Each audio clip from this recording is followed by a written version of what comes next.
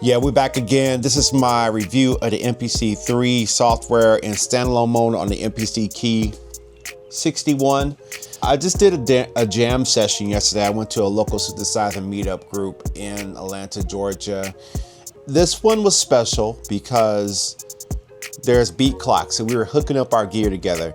Now, there are a lot of modular users in the group, and I'm not really a modular user. I do respect it, and I think it's a cool platform, but I'm more of a MPC guy in that regard. And we hooked up our beat clocks together, and we were jamming, and really we were having a good time.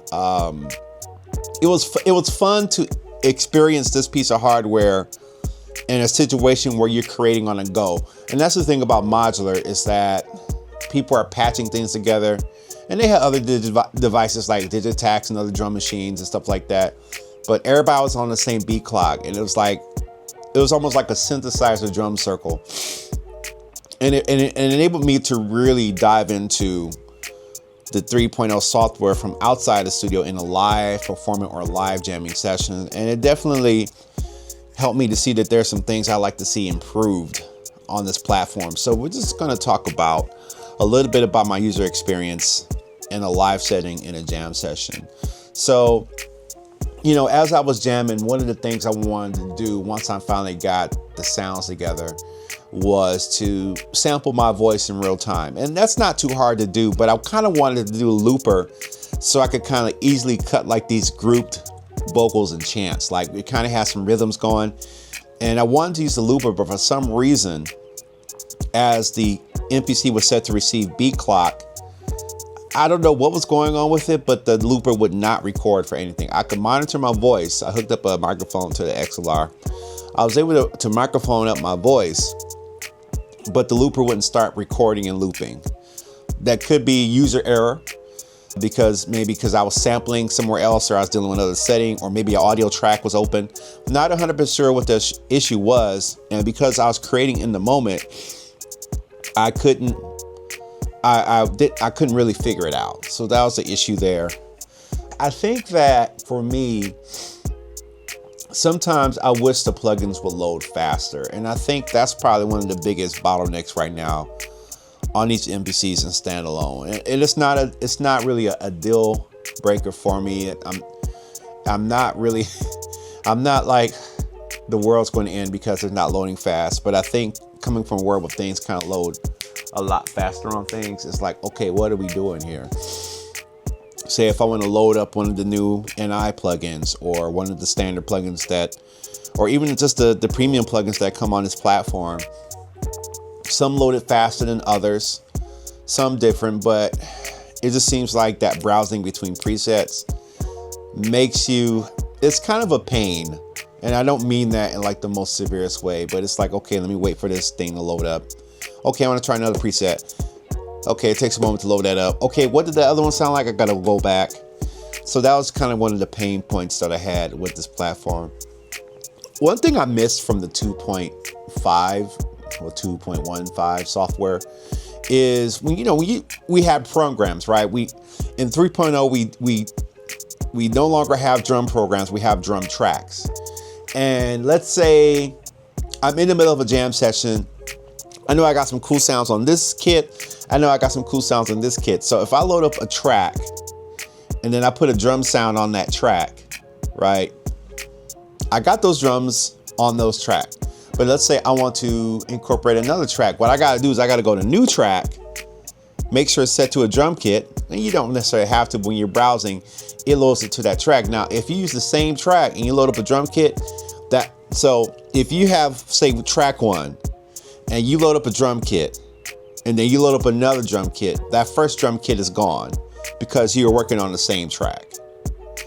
Whereas in the 2.15 software, if I load up a program, I could be on that same track, and then I'll browse and find another kit or program. Then at that point, I have 2 programs fully loaded that are kind of reside on the same track. But that's cool. I have to kind of think differently because this does it differently. You can't load multiple drum kits while looking at one track. Every drum kit or drum program has to represent one track. And of course, you got 128 pads of depth in that. So that was a little tricky right there. I got it towards the end of the jump session, but I had to kind of think twice. It's like, oh, where'd my plugin go? Oh, I just browsed the drum kit, now the plugin's gone. I think that, and it could get kind of messy, but I think every time you browse a new drum program or track, the MPC to just go ahead and create another track if you're going to browse another one. Don't get rid of the original one, because I think that enables you to kind of have multiple drum tracks ready to go in case you want to switch from these. And like I said, this in yesterday's case, it was just we were jamming, you know. So okay, I want this sound. Now, one thing that did work good was that sampling in real time was pretty cool. The looper didn't work, so I was like, okay, well, what's my workaround for this if I can't get the looper to record and do loop recording? Well, I can sample to a pad, because that's different on here. And so I was able to get a microphone, and then, you know, being able to trim visually right to the start of that sample inside the main screen. I think that's very convenient. That's a very convenient thing, because in the past you couldn't see your waveforms, so therefore you had to go to the sample editor and then find that start point. But in the midst of this, like say, I was in a noisy room, so a lot of noise going on, so you can't really do that. And I wasn't thinking about the modes because I was thinking about jamming, but I can't select the mode that samples automatically and doesn't worry about the volume threshold, right? So I set the volume threshold and I did my sound, and I knew that I couldn't do it to the threshold, so I had extra audio ahead of the sample that I wanted to sequence and play or chop. But thankfully I could trim up to that start point on my own. And you know what would be cool is if like this has some sort of algorithm in it that automatically trims to the start point of the sample, bypassing without having to worry about the threshold recording mode that's in the sampler. And I could be missing a few steps too. That's okay. But I think it would be cool, like say, maybe there's like a checkbox where you can switch and say, okay, I want to sample, I want the start point, I want you to, like how, you know how it can detect its own slices inside of loops and stuff like that? I want that same energy to find that start point, that sample from some raw data that I just sampled. Kind of like the Life plugin. I think that would be a really cool feature.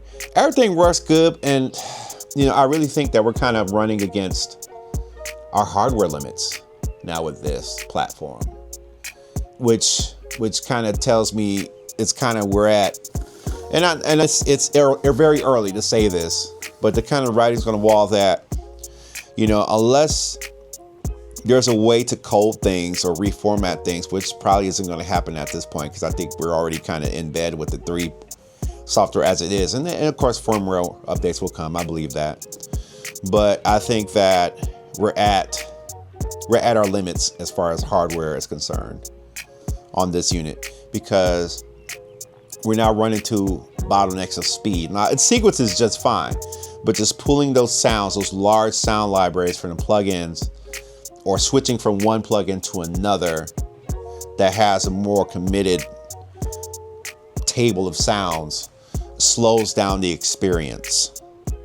And then one final thing, if I could talk about where the MPC could improve, that screen's just timed out, is the start mode. Like, so when I turn this thing on, I still get those prompts, and no matter how many times I hit that checkbox, it still does it.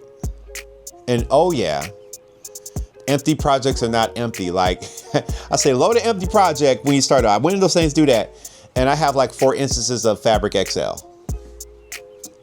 Not 100% sure what that's all about, but I had a lot of fun. This is a fun platform. It definitely has some opportunities for improvement, but I have fun. I had fun with the jamming, and I definitely think more cool things will come. But I'm still in my standalone challenge, where I'm trying to make 50 beats in standalone. I got about like 11 done, and I probably will show them off on the channel just to see what you guys think. I think that'll be cool content to see where it's at. So thank y'all so much for watching. I'm Dilio. See you on the next video.